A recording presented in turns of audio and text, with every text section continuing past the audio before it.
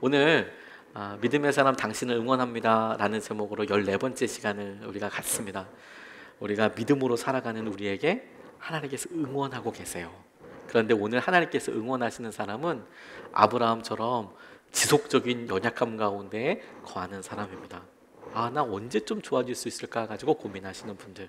근데 이런 일들이 우리 가운데 참 많아요. 아버지께서 오랫동안 아프시다든지, 또 우리가 오랫동안 기도했던 간절한 소원이 이루어지지 않는다든지, 어떤 분들은 어떤 소송 같은 일에 걸리다 보면 소송이 그냥 뭐 한 주, 두 주, 한 달, 두 달에 끝나는 게 아니고 이게 아주 지난한 일입니다.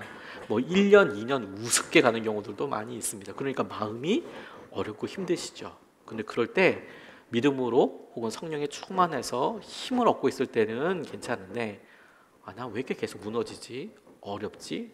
동일한 일들을 계속 고백하는 사람들에게 하나님께서 소중하게 주신 약속이라고 오늘 본문 말씀을 붙잡게 됐어요. 아비멜렉에게 아브라함은 되게 힘이 있는 사람처럼 여겨졌을 것인데 분명한데도 아브라함이 보기에 아비멜렉이 더 두려웠던 것 같아요. 그러니까 아비멜렉에게도 아브라함은 만만치 않은 사람이었을 것 같은데, 제가 이렇게 봤을 때도. 그런데 아브라함이 아비멜렉을 되게 두려워했던 것 같습니다. 그래서 이제 오늘 있는 일들이 이제 쭉 등장하게 되는데요. 하나님께서 그럼에도 불구하고 그를 책임져 주세요.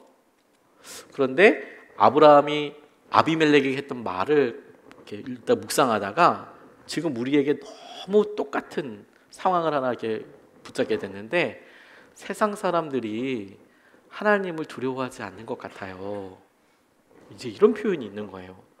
세상에서는 하나님을 두려워하지 않는 것 같아요. 심지어 하나님을 모르는 것 같아요. 그래서 제가 두렵습니다. 제가 그래서 이런 일을 했습니다.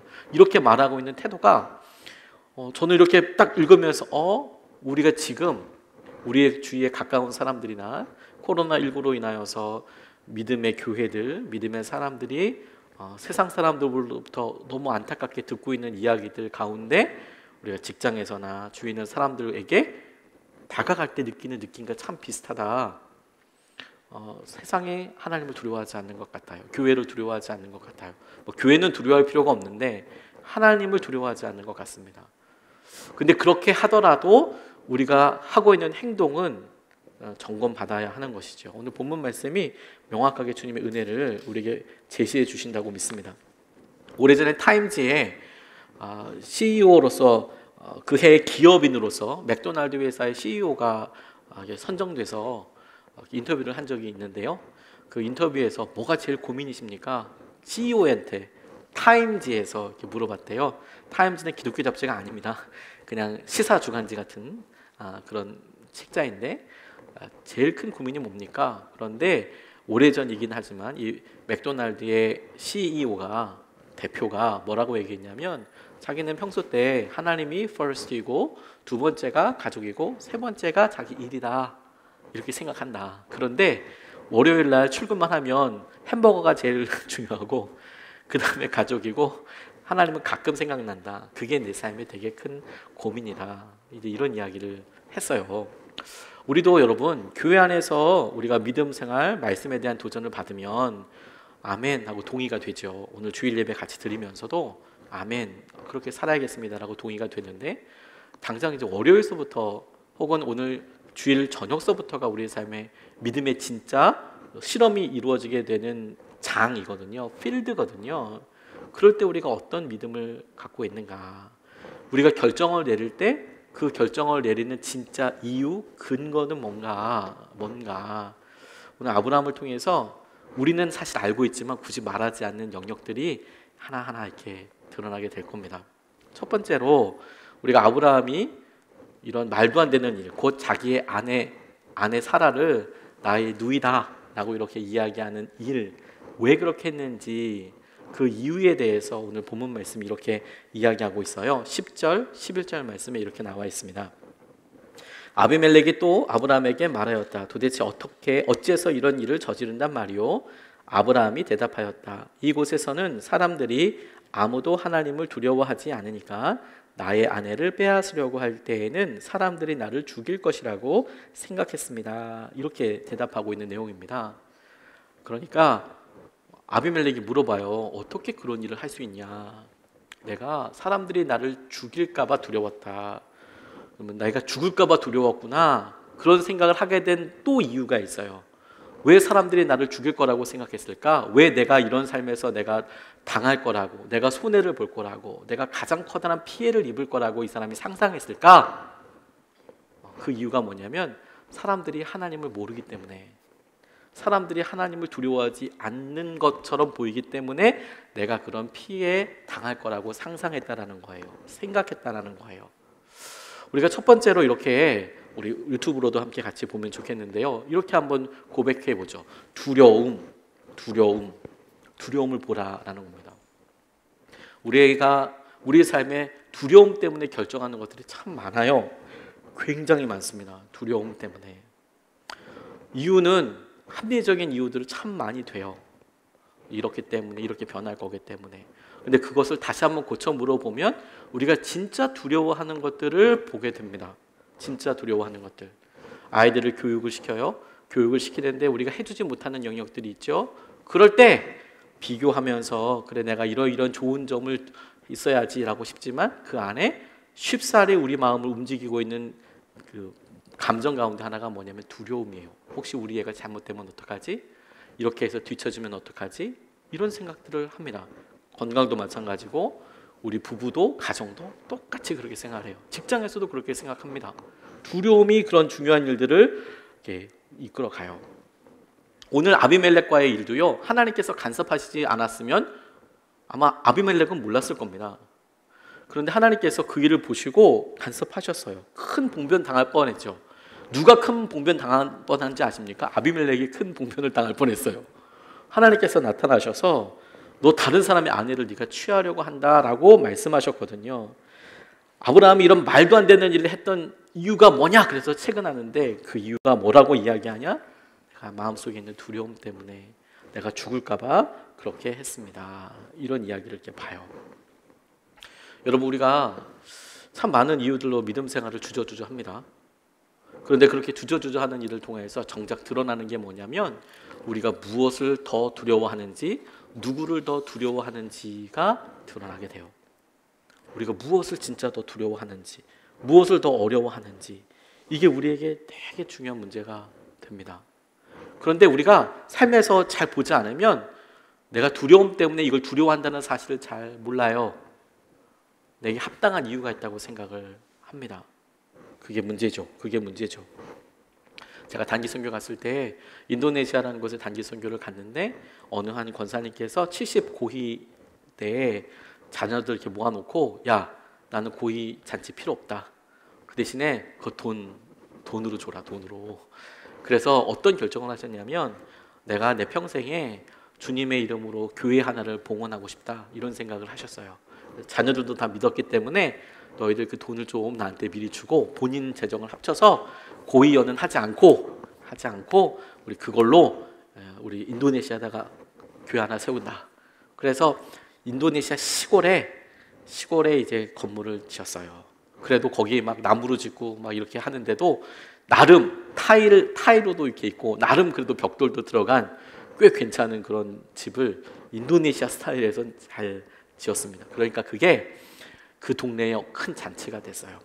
이슬람 마을이었는데 교회가 들어온다고 함에도 불구하고 일단 좋은 건물이 들어오니까 그래도 사람들이 궁금한 거예요. 저 뭔가 교회라고 하는데 교회가 뭔지 잘 모르고 모스크는 아는데 그 비슷한 건가. 어찌됐건 간에 사람들에게 관심을 갖는데요. 그래도 그걸 또 유심히 보는 사람들도 있잖아요. 강성 이슬람 마을에 그 교회가 있었는데 그러니까 봉헌 예배 드리기 몇 주 전에 이제 편지가 날라왔어요. 여기 방화하겠다. 교회를 불지르겠다. 그리고 여기 관련된 사람들에게 위해를 가하겠다. 이제 이런 편지가 온 겁니다. 그러니 그 현지 사역자가 되게 마음이 어려웠던 거죠. 근데 우리가 갈 때까지는 그 얘기를 하지 않은 거예요. 심지어 저랑 또 함께했던 청년들은 그 이야기를 지나고 난 다음에 알았어요. 그런 일을 있었다는 것 자체를. 그때 인솔했던 팀이 제가 청년부를 인도했고 그 봉헌 예배였기 때문에 유기성 목사님이랑 같이 가게 됐거든요.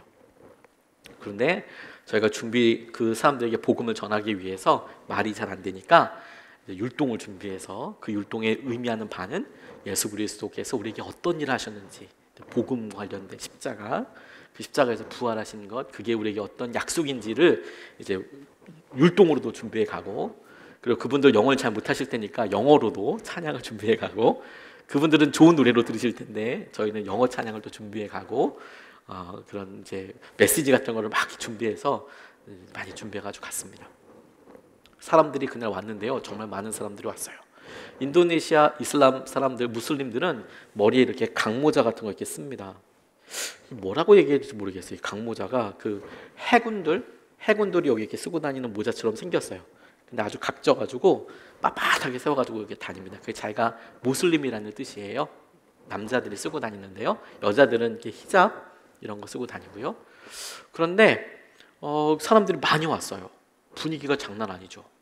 그리고 그 마을에는 그게 축제이기 때문에 그 우리로 공연이라고 표현해야겠죠. 우리는 예배지만 그 사람들 입장에서는 공연이 시작하기 전에 자기들이 환영하는 공연을 하는 거예요. 그래서 이슬람 무슨 악기들 갖고 와서 막 땡 치기도 하고 교회 한가운데서, 그러니까 이제 사람들도 더 많이 오고 그렇게 됐습니다. 근데 분위기가 굉장히 두려웠어요. 근데 저는 그때까지만 해도 그 교회 바깥에서 우리 아이들이랑 같이, 청년들이랑 같이 그날 해야 될 공연 이제 리허설을 맞춰보고 하는데, 시작하기 바로 얼마 전에 청년들이 갑자기 못 하겠다는 거예요. 이걸 위해서 지금 몇 달 준비했거든요. 그런데 공연을 못 하겠대요. 왜? 뭐 자기는 하기 싫대요. 참 당황스럽죠. 야, 하기 싫은 게 어디서까지 왔는데, 설득해 보는데 젊은 청년들이 자기는 못 하겠다는 거예요. 죽어도 못 하겠다는 거예요. 근데 뭐 거기서 어떻게 합니까? 근데 하나님께서 제게 주셨던 지혜는 이걸 막 윽박지르거나 혹은 해야 된다고 얘기할 게 아니라, 그래, 만약 그렇다면 하나님 뜻대로 순종해야지, 안 해야지. 만약에 그렇다면 안 해야지.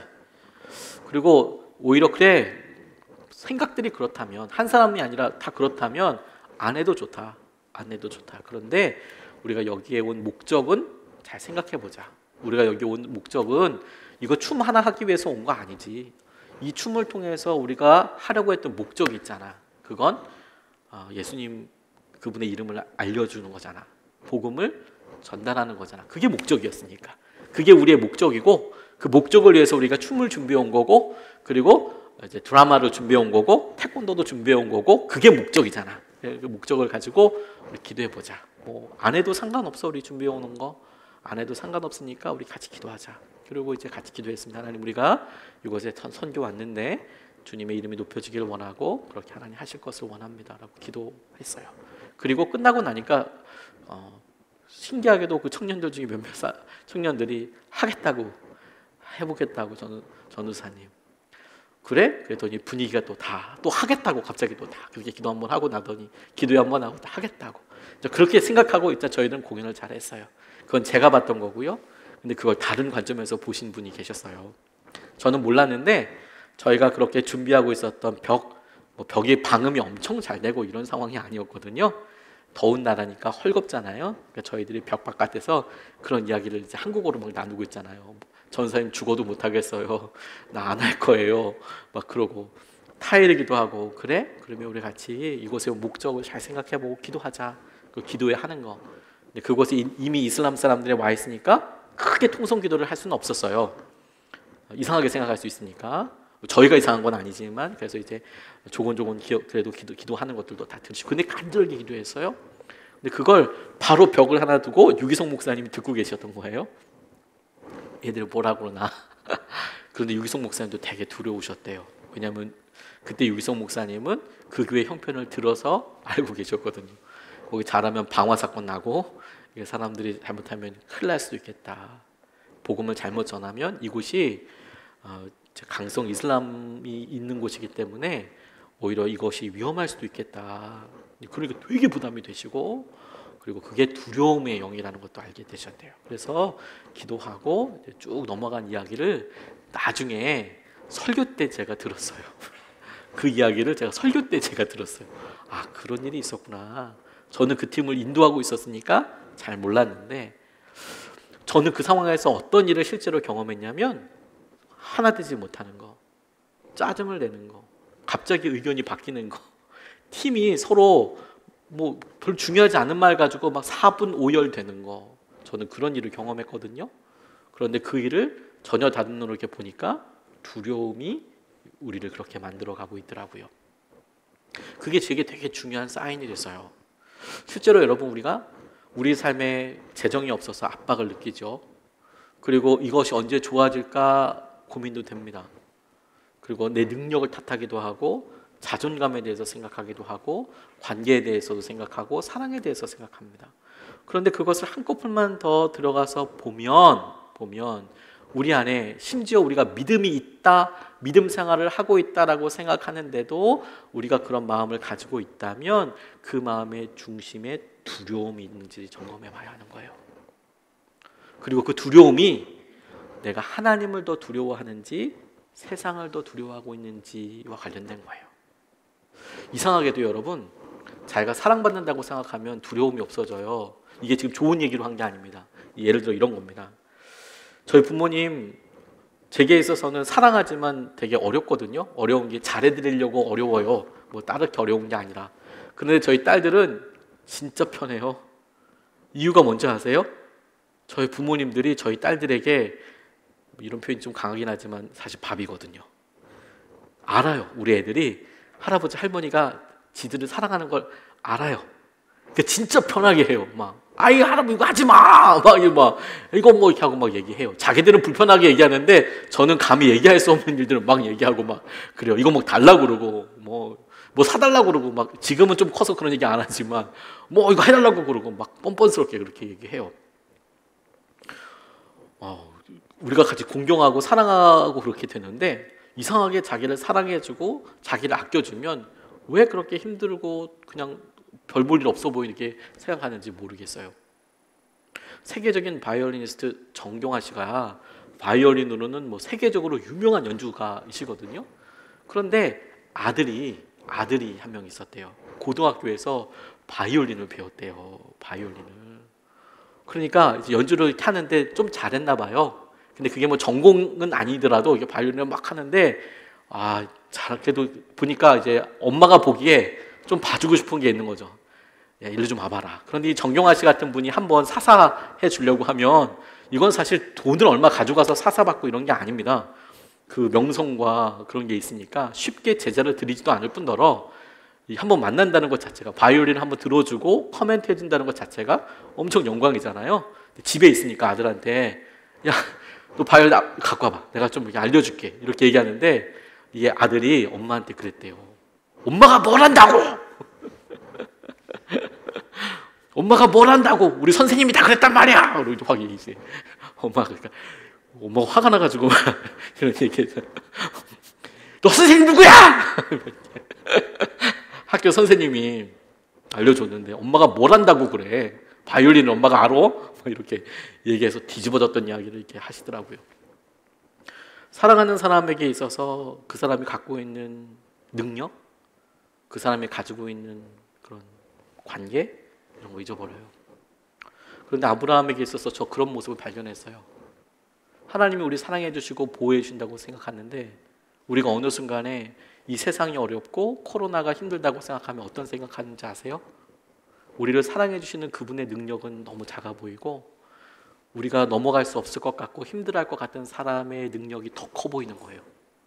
그래서 하나님, 천지를 지으신 하나님을 두려워하지 않고 사람을 두려워해요. 그리고 병을 두려워해요. 그게 이제 우리의 문제라는 거예요. 아브라함이 그랬어요. 몇 번 하나님께서 구원해 주시는 것을 경험했거든요. 그런데 하나님을 붙잡는 것이 아니라 아비멜렉이 더 커 보였어요. 커 보였어요. 그게 우리의 영적인 진짜 문제라는 거예요. 그리고 이런 모습이 우리에게 있어서 동시에 연약함이면서 오히려 은혜를 경험하게 되는 또 다른 차원을 우리가 보게 됩니다. 12절로 13절까지의 말씀을 보면 이렇게 나와 있습니다. 그러나 사실을 말씀드리면 나의 아내가 나의 누이라는 것이 틀린 말은 아닙니다. 아내는 나와는 어머니는 다르지만 아버지는 같은 이복 누이이기 때문입니다. 하나님이 나를 아버지 집에서 떠나서 여러 나라로 두루다니게 하실 때에 내가 아내에게 부탁한 말이 있습니다. 우리가 어느 곳으로 가든지 사람들이 나를 두고서 묻거든 그대는 나를 오라버니라고 하시오. 이것이 그대가 나에게 베풀 수 있는 은혜요 하고 말한 바 있습니다. 이게 아브라함이 아비멜렉에게 변명한 내용입니다. 아브라함이 아비멜렉에게 소개할 때 이 사라가 자기 누이라고 이야기했어요. 똑같은 장면이 창세기 12장에 또 한 번 나옵니다. 이집트에 내려갔을 때 바로에게 그렇게 설명해요. 지금은 그랄이란 땅이고 그랄의 왕은 아비멜렉이었습니다. 똑같이 자기 누이라고 설명을 하고 있는 거예요. 실제로 성경을 찾아보면 이 사라가 아브라함의 이복 누이였는지, 아버지는 같고 어머니가 달랐던 이복 누이였는지를 다시 찾아볼 수 있는 구절은 없습니다. 여기 딱 한 구절만 나와요.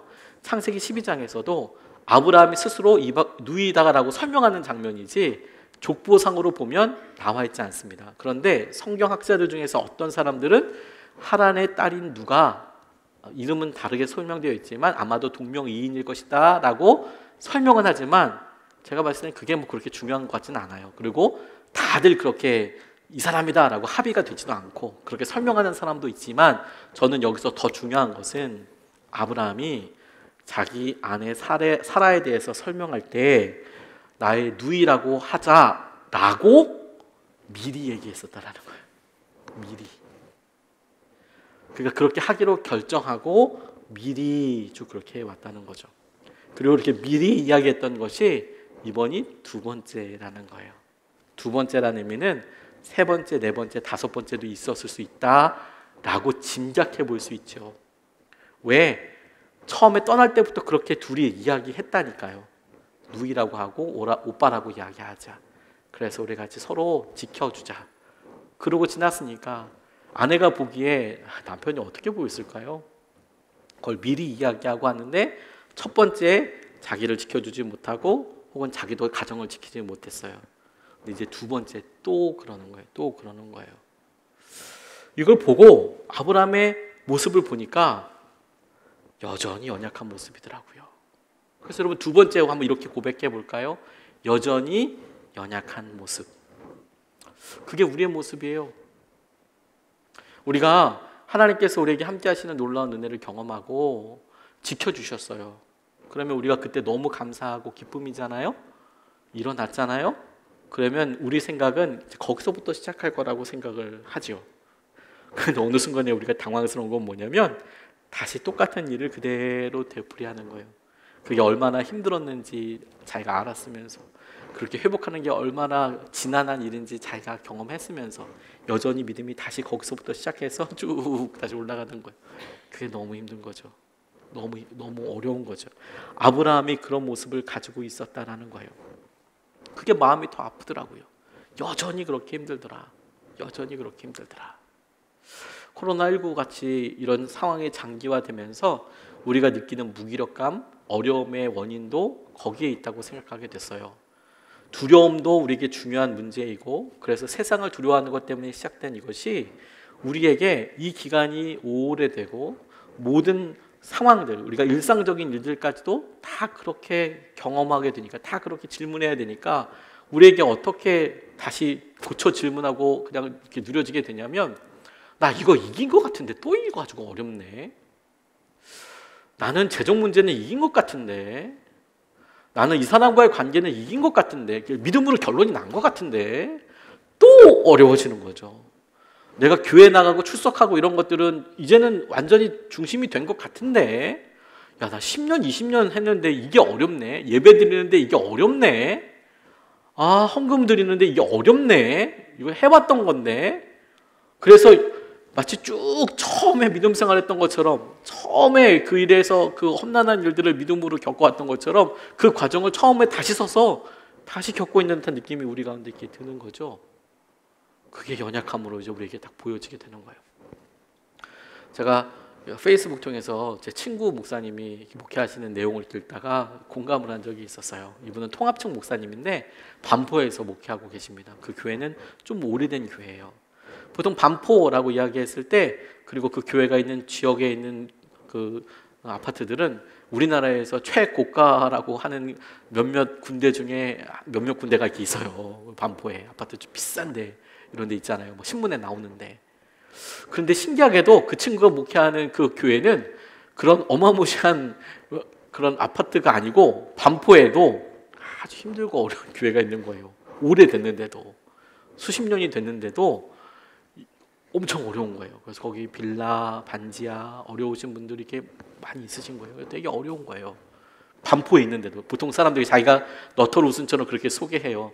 나 반포에서 목회한다 그러면 사람들이 강남에서 그것도 오래된 교회에서 너 야 대단하다 싶지만 사실 자기는 상가에서 십몇 년이 됐는데도 불구하고 여전히 어렵고 힘든 그런 목회를 하고 있고, 신방을 가고 그러면 이제 성도님들이 담임 목사님 맞다고 호두 몇 개 집어서 이렇게 다른 거 드릴 건 없고 호두 이렇게 쥐어주는데 자기가 뭉클하게 감사했다고 이런 이야기 소소하게 올리는 그런 친구예요.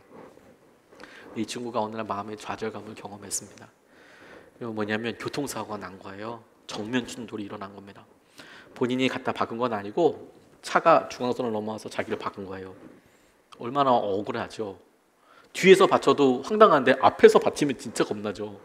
그런데 크게 다치지는 않았어요. 갈빗대 3대? 그 정도만 하나님이 살려주신 거죠. 그러니까 이게 갈비뼈가 아프니까 숨도 못 쉬고 아프잖아요.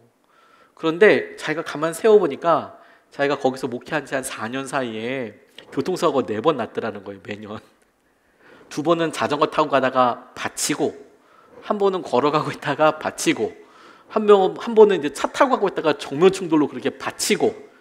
그때마다 자기가 잘못한 건 없어서 100% 자기는 이렇게 뭐 하긴 했지만 사실 다치고 나면 100%가 무슨 소용이에요. 안 아픈 게 안 부딪히는 게 최고죠. 아프면 그거 사실 위로 별로 안 되거든요. 계속 아프고.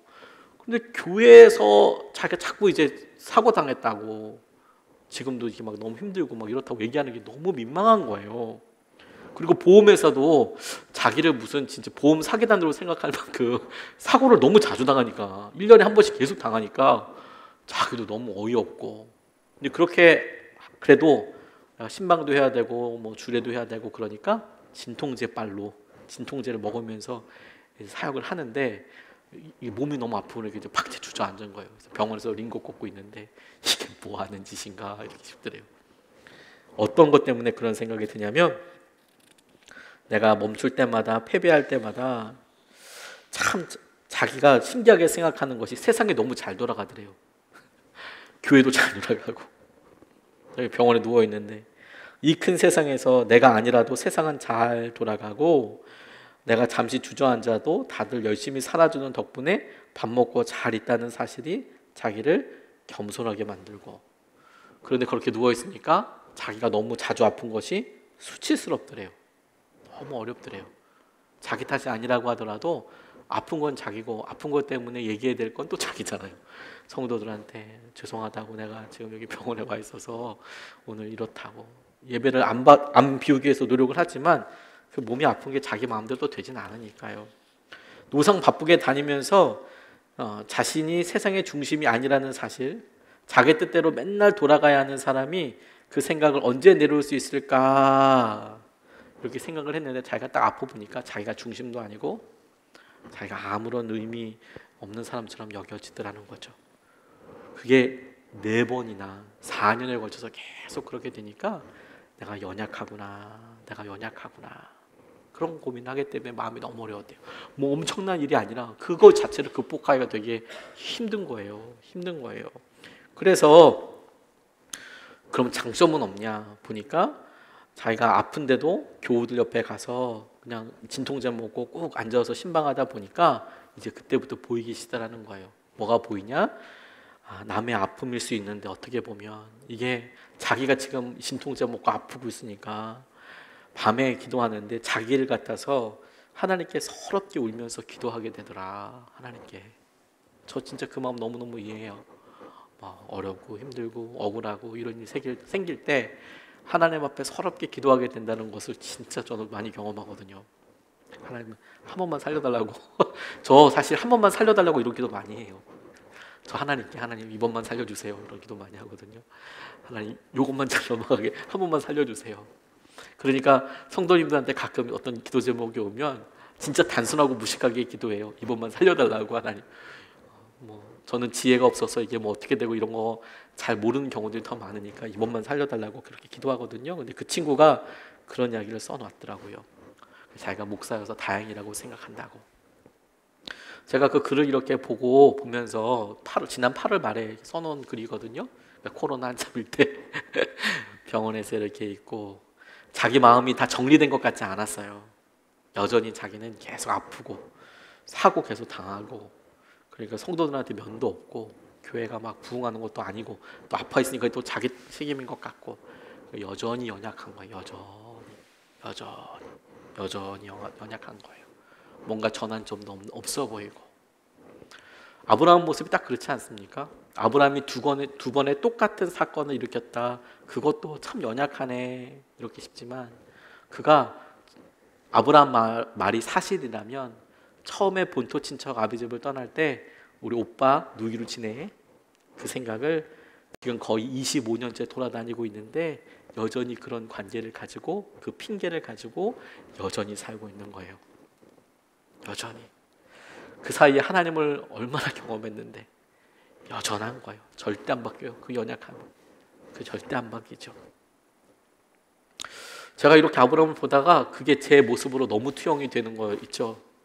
참, 물론 우리 성도님들이 보시고 또 다른 분이 보시기에는 좋은 점도 있고 발전하고 성장한 부분이 있겠죠, 어딘가에.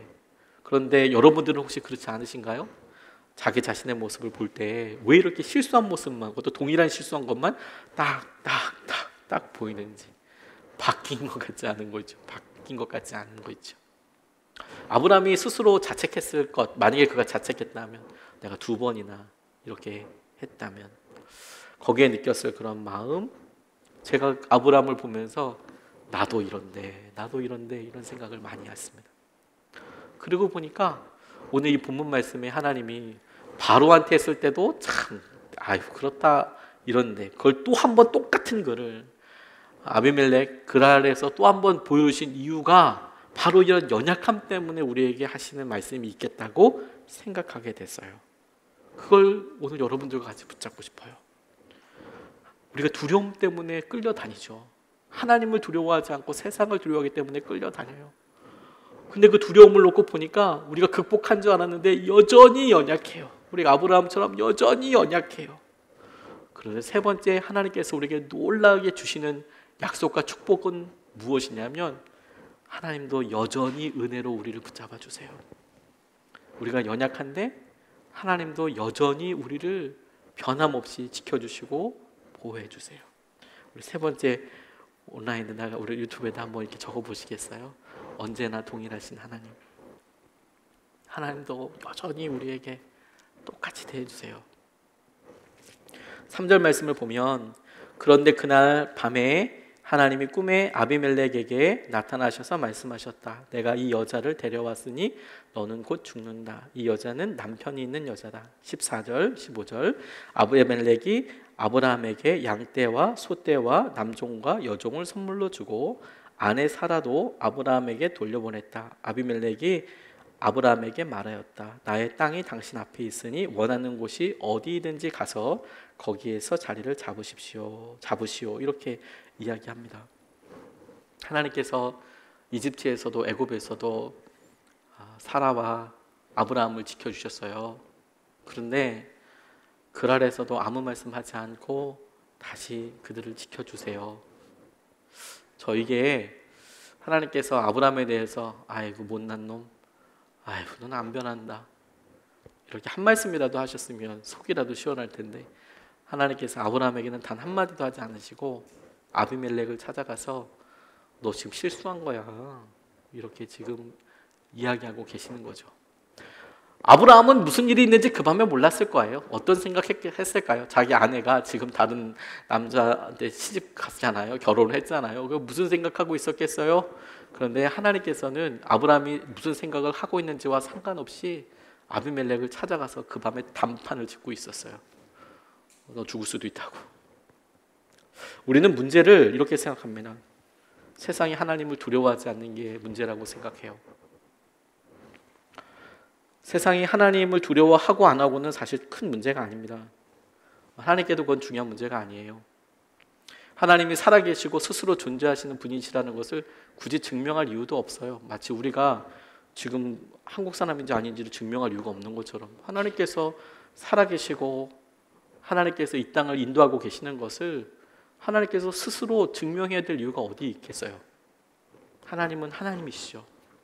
그런데 그 하나님께서 지금 아브라함과 사라를 사랑하셔서 직접 아비멜렉에게 나타나셔서 꿈속에 나타나셔서 그들을 보호하고 계신다는 것이 제게 너무너무 감사했어요.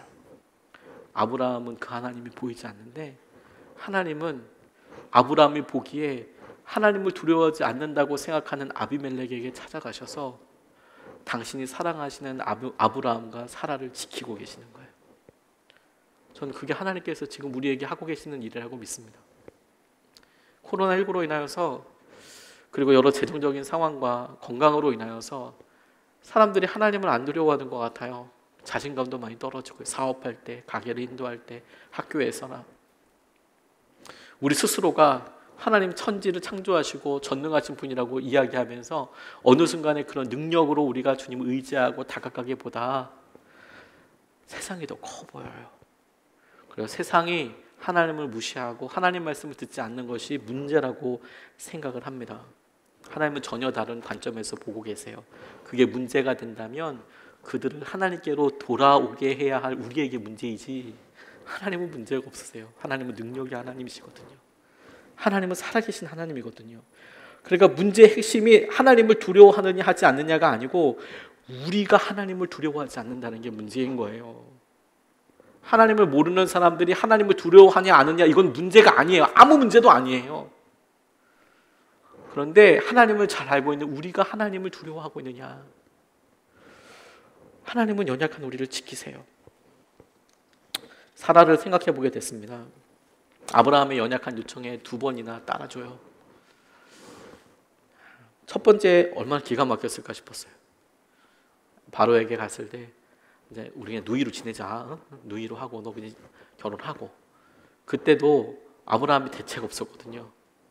하나님께서 막아주셨어요. 돌아왔어요. 그리고 시간이 지났잖아요. 10년 넘게 지났잖아요. 지났는데 2번째 또 그랬어요. 남편이 바뀐 게 아무것도 없어요. 또 시집을 가야 한대요. 결혼해야 한대요. 사라는 3번 결혼한 여자예요. 그러니까 3번. 근데 이 2번째도 얼마나 수치스러웠을까. 그리고 남편에 대해서 얼마나 참 어려웠을까 마음이. 근데 그냥 그 말을 따라가요. 근데 하나님이 그녀의 수치를 가려주시고 그녀를 보호하여 주셨어요. 그리고 우리가 오늘 본문에서 읽진 않았지만 억울함을 풀어주셨어요. 그 밤에 바로 꿈속에 찾아가셔서 아비멜렉에게 당장 풀어줘. 너 지금 남의 아내 데리고 온 거야. 바로 그녀를 지켜주셨어요. 보호하여 주셨어요. 어떤 사람은 자신의 결단과 연약함으로 그런 어려움을 스스로 기어 들어가서 어려움을 겪죠. 어떤 사람들은 그런 사람들과 함께하고 있기 때문에 또 어려움을 당해요. 맨날 어렵다고 이야기하죠. 근데 여러분, 하나님은 그런 사람들을 지키고 계세요. 우리는 여전히 연약한데 하나님은 여전히 우리에게 은혜를 더하고 계세요. 하나님은 여전히 우리를 지켜주세요. 그게 은혜이고 능력 아닙니까? 그게 하나님께서 우리에게 하시고자 하시는 말씀이라고 싶어요. 이번 주에 새롭게 하소서를 이렇게 보는데 장진숙 선생님이 나와서 이제 간증을 하시더라고요. 광야를 지나며라는 작곡가이기도 하신데 His Will이라는 팀입니다. 선한 목적에서 같이 신앙생활을 했었어요. 저희 유은이 음악 선생님이기도 하시고요. 선한 어린이 합창단에서 같이 지도도 받고 저희 학부형으로서 연락도 받고 그랬었거든요. 그런데 이제 간증을 알고 있었는데도 쭉 이렇게 와서 본인 간증을 하는데 마음에 너무 큰 도전이 되더라고요. 아버님이 어렸을 때 돌아가셨대요. 음악을 공부하고 싶은데 아버님이 돌아가시고 나니까 집이 재정이 어렵잖아요. 어렵죠. 음악을 하는데 그냥 뭐 500원만 있으면 할 수 있는 건 아니고 레슨도 계속 받아야 되니까 쉽지 않은데 그러면 어머니가 혼자 돈을 버시니까 좀 부담스러울 텐데 자기가 한다고 하니까 어렵게 공부를 해 나갔답니다. 열심히 공부했대요. 그러면서 마음속에 항상 갖고 있었던 생각이 나 성공해야지 이렇게 어려우니까 나 성공해야지 그런 생각으로 정말 공부를 열심히 해서 대학을 들어갔답니다. 들어가고 나니까 편해질 줄 알았지만 또 대학은 대학대로 또 어려운 삶이 있잖아요. 거기서도 열심히 하고. 그러니까 이게 용돈이나 차비 뭐 이런 게 필요한데 한 달에 20만 원 정도가 필요하더래요. 없더래요. 그것도 쉽지 않더래요. 그래서 뭐 방법이 없으니까 하나님께 막 따지듯이 하나님 20만 원이 필요해요. 하나님 살아계시면 20만 원만 주세요. 이렇게 하나님께 따지듯이 기도하는데 하나님께서 정말 그 기도가 끝나자마자 레슨 하나가 들어오게 하시더래요. 자기한테 배우겠다고. 성악을 전공하고 있었는데 피아노랑. 그러니까 레슨 딱 하고 나니까 레슨비가 월 20만 원. 그러니까 그 이야기를 듣던 주영훈 씨가 이렇게 얘기하시더라고요. 하나님이 하나님께 뭘 구할 때 하나님이 꼭 구하는 만큼 주시니까 20만 원이 필요할 때 한 50만 원 필요하다고 얘기해야 된다. 하나 20만 원 필요하다고 하면 20만 원 주신다. 저 개척하면서 그런 일 너무 많이 경험했어요. 하나님 이번에 교회가 이만큼 필요합니다. 이렇게 이야기하면 정말 딱 500원도 안 남게 그렇게 주시더라고요. 자, 그런 일 정말 많이 경험했어요. 주영훈 씨가 그렇게 이야기하는데 이게 나만 그런 게 아니구나 이런 생각을 했어요. 하나님 채워주셔서 너무 감사하고, 그리고 이제 하다 보니까 자신감도 붙어서 열심히 하려고 하는데 조금 더 재정이 어렵고 힘드니까 필요한데 자기가 해보려고 막 이제 학원도 강사로 뜨려고 하고 이렇게 하는데 자기가 안 될 이유가 없는데 자꾸 리젝이 되더래요. 이력서를 내는데도 안 되더래요. 그러니까 하나님께 따지듯이 막 기도하는데 하나님이 야, 내가 너 어떻게 채워줬는지 기억해봐. 그리고 떠올려 보니까 기도하게 하시잖아요. 그래서 이제 기도해 하나님 채워주십시오. 그때 하나님께서 또 레슨을 열어주시고 이렇게 채워주시는 것을 많이 경험했답니다. 그리고 본인이 유학 준비하고 이렇게 가려고 하는데 어느 날 이제 일기를 써야겠다 이런 생각이 들더니 하나님을 친밀하게 알아갈 때 그래서 글을 쓰기 시작했답니다. 내가 느꼈던 것들, 처음에는 불평이 있고 어려움이 있고 힘들다는 얘기가 많다가 그 일기가 끝날 때쯤 되면 우리가 예수동의 일기 쓰듯이 그래도 하나님이 이거 책임져 주실 거예요. 하나님 내 인생이 광야 같지만 광야에서 하나님께서 나를 지켜주실 거예요. 이런 이제 고백으로 쭉 이어지게 되더래요. 그러다가 또 어느 날 그러면 나 한번 곡을 한번 만들어 볼까? 이런 생각이 들더래요. 그래서 본인이 썼던 일기를 가지고 피아노 앞에 딱 앉으니까 영감이 쏟아지듯이 이게 막 이렇게 부어지더래요. 그래서 막 이제 막 바다 적듯이 막 이렇게 적었답니다. 그러니까 한 달 뭐 맨날 그렇게 곡이 쏟아진 건 아니지만 어떤 때는 하루에 막 3곡, 4곡씩 작곡하고 그래서 한 달 지나고 나니까 30곡을 작곡하게 되더래요. 많이. 하나님이 또 기도하는데 너 그거 나눠라 이런 이야기를 주셔서 본인이 곡을 쓸 때마다 마음이 치유가 너무 되고 자기가 너무 어렵고 힘들었는데 곡을 만들면서 가사를 만들면서 회복이 있고 그런데 하나님이 그래서 이거 나누라고 하시는가 보다. 그래서 교회 가서 자기 한 거 복사해가지고 나눠줬대요. 나누라고 하셨으니까 복사해가지고 나눠서 같이 노래 부르고 어떠냐고 같이 찬양하고 그랬대요. 근데 하나님께서 기도하는 가운데 그거 아니다고, 너 나누는 게 그게 아니라고 그러면서 이제 음반이나 이런 이야기를 이제 정말 His will, 그의 뜻대로 이끌어 가시려고 이제 하시는 거죠. 근데 방법을 몰라서 이렇게 고민하는데 교회에 있던 어느 분이 마침 자기 거래처가 한 명 있는데 그 거래처에서 음반을 만들었다더라. 한번 가보지 않겠냐. 그래서 뭐 밑도 끝도 없이 가보자고 했는데 자기가 가보고 싶어서 갔더니 거기에 자기 고등학교 친구가 그 담당자더라는 거예요. 그래서 편곡일을 지금까지 그 친구가 해주고 있대요. 그런 이야기를 이렇게 막 울면서 나누더라고요. 참 귀하다. 근데 이 자매가 인생에 있어서 제일 힘들었던 때가 언제였냐면 교제하던 형제가 있었습니다. 집안에서 반대를 많이 했대요.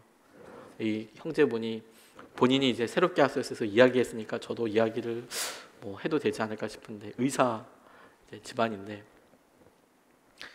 부모님들이 뭐 그 부모님이 나빠서가 아닐 것 같아요. 부모님들이 원하시는 기준이 있으셨던 거예요. 우리 아들이 의사니까 며느리가 이 정도 집안이었으면 좋겠다. 이 정도를 해갖고 왔으면 좋겠다.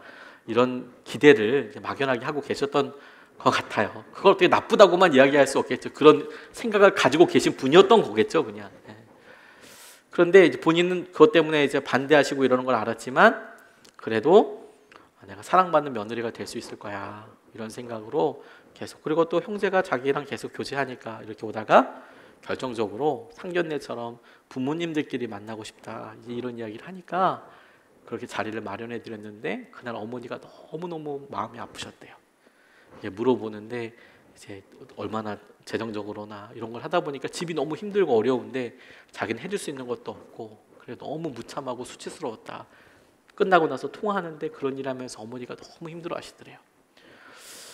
그리고 그런 일을 겪고 나니까 이 형제도 더 이상 이제 어떻게 관계를 유지할 수 없어서 이제 헤어지게 된 거죠. 몸이 너무 아프더래요. 자기는 이제 30도 넘었는데 지금 생각엔 30 넘어도 괜찮은데 그렇죠?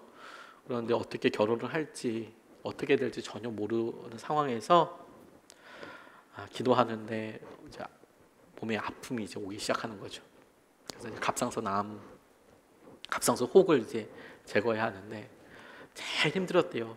헤어지겨서도 너무 힘들고 몸도 너무 힘들고 그래서 수술을 하라고 하는데 자기는 어머니 부산에 계시고 자기 혼자 서울에 와 있는데 수술을 들어갔는데 자기 보호자가 없더래요. 그래서 보호자 동의서 쓰는데 자기가 다 사인하고 자기가 다 해도 된다고 막 얘기하니까 의사가 이상하게 볼 정도로 보호자가 한 명도 없으니까.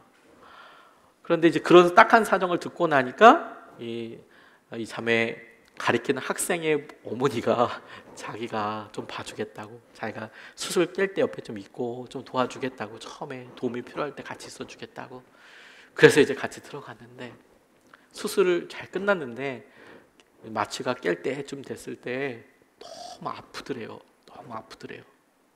몸도 너무 아프고 수술 때문에 몸도 너무 아프고 외로움 때문에 또 너무 아프더래요. 왜 나는 하나님 날 수술해도 나 챙겨줄 사람 한 명도 없고 나는 뭐 지금 혼자서 결혼도 못할 것 같고 이렇게 어렵고 힘들어요. 너무 힘들어서 막 너무 힘들고 그렇게 마취가 깰랑말랑 할 때 이렇게 이야기하는데 하나님이 그때 이렇게 따뜻한 마음으로 이렇게 임하시는 것 같더래요. 그리고 이 부산 자매거든요. 부산 말로 이렇게 이야기하시더래요. 뭐 죽고 내가 너 뭐 죽고 이렇게 이야기하시더래요. 제가 너무너무 놀랐다고. 내가 뭐 죽고 너한테 내가 뭐 죽고 뭘 너한테 해줄까? 뭘 너한테 해주면 되겠니? 그 상황에서 두 가지가 생각났는데 하나님 저 시부모님 사랑 받는 배우자 만나고 싶어요. 시부모님의 사랑을 받고 싶고 저 배우자 만나고 싶어요. 두 번째 하나님 저 영감이 끊어지지 않게 해주세요. 글을 쓰는데 영감이 끊어지지 않게 해주세요. 그 기도가 이렇게 쫙 나오더랍니다. 퇴원을 해서 본인이 암 때문에 보험을 들어놓은 게 있어서 큰 돈은 아니지만 그래도 자기로서는 큰 돈이 있어서 이제 뭘 할까 이걸 생각하다가 평소 때 이제 건반을 저거 사면 좋겠다. 그래서 이제 중고로 건반을 구입하려고 중고나라에 이렇게 봤는데 마침 자기가 원하는 게 딱 있어서 빨리 나갈까봐 얼른 연락을 드렸는데 통화를 하게 됐대요. 마침 통화하다 보니까 바로 근처 그 지하철로 2코스 옆에 그 사람이더래요. 그래서 이제 얘기하다가 자기는 차가 없으니까 주말에 자기가 이제 뭐 만나든지 이렇게 가면 안 되겠냐고. 이게 키보드가 무겁거든요. 건반이 남자도 들기가 좀 쉽지가 않아요. 그런데 어딘지 물어보더니 그 형제가 자기가 집에다 배달해 주겠다고 이야기를 하더래요. 너무 고맙잖아요. 사실 중고할 때 자기가 중간에 만나자고 하도 힘들거든요. 그래서 이제 그걸 갖다 준다고 하니까 고맙죠. 자기 차 가지고. 자기는 차 한 잔 준비해가지고 이렇게 있는데 이제 자기가 세팅도 다 해주고 혹시 건반 소리 안 날 수도 있으니까 안 나는 건반 날 수도 있으니까 소리 다 나는 거죠. 뭐 확인하자고 그래 쭉 하고 그러면서 그 남자랑 결혼하게 됐다고. 이제 그런 이야기를 이렇게 이야기하는데 저는 이 말씀을 준비하면서 그분 간증을 이렇게 들었거든요. 우리가 참 똑같은 연약한 문제를 가지고 날마다 넘어집니다, 여러분. 아브라함이 사라의 일을 가지고 무너질 때 두려워하는 것이 원인이 돼서 넘어지죠. 그런데 우리가 정말 아프게 하고 있는 것들이 다른 사람들이 볼 때는 그거 왜 아파해야 할지 몰라도 그 일 때문에 고통받는 사람은 그게 진짜 아파요. 그 일이 진짜 아파요. 그리고 그 일 때문에 너무 연약해져요. 힘들어요. 두 번, 세 번 그렇게 돼요. 어떤 사람도 그 재정 그거 별거 아니야. 하나님께서 다 책임져 주셔. 이렇게 쉽게 이야기하지만 그게 진짜 목마른 사람한테는 너무 아파요. 그리고 그 일 때문에 또 무너져요. 또 어려워요. 부모님 건강 때문에 기도할 때 다 책임져 주셔. 누가 그거 안 믿나요? 다 책임져 주시죠. 그런데 부모님이 이렇게 아픈 소리가 들리면 무너져요. 아파요. 맨날 연약해요. 제가 코로나19로 해서 저에 대해서 그런 생각을 많이 했어요. 영적으로나 하나님 아파요. 성도들 사이에 이런 이야기가 있다 그러면 아파요. 하나님 너무 아파요. 그렇죠. 교회 관련돼서 또 이런 얘기하고 그러면 아프죠. 표현하지 않죠. 아파요. 근데 하나님이 아브라함 모습을 통해서 우리에게 뭐 해주시느냐면요. 그냥 뭐 죽고 내가 처음부터까지 너를 보고 있고 알고 계시고 주님이 변함없이 우리에게 똑같은 은혜를 더하여 주세요. 그리고 보니까 하나님께서 사라와 아브라함을 지켜주시는 것뿐만 아니라 축복해 주시더라고요. 우리 하나님이 은혜로 우리를 축복해 주시더라고요. 저 이거 그냥 단순하게 붙잡았어요. 그냥 하나님 여전히 제가 두려움 때문에 어려워하는 일들이 있어요. 다 넘어갔다고 생각했는데 하나님 이렇게 다 넘어간 게 아닌가요? 이런 당황스러움이 왜 있나요? 하나님 여전히 연약해요. 내 모습은 이런데 그러고 보니까 가망이 없네 싶지만 하나님의 모습을 보니 하나님도 여전히 은혜의 하나님이신 거예요. 하나님은 2번, 3번 여전히 은혜의 하나님이신 거예요. 그래서 그 주님을 붙잡아야겠다 싶어요. 주님밖에 없잖아요. 우리 여러분 지금 우리 주님밖에 없잖아요. 주님 우리 붙잡고 하나님의 은혜와 마음을 함께 누리었으면 좋겠습니다. 우리 찬양하고 같이 기도하고 싶어요. 하나님의 은혜, 우리를 지으신 하나님께서 우리를 붙잡으시고 인도하여 주세요. 오늘 그 주님이 우리를 온전히 소유하시도록 우리가 찬양하고 우리가 주는 말씀 붙잡고 함께 기도하겠습니다.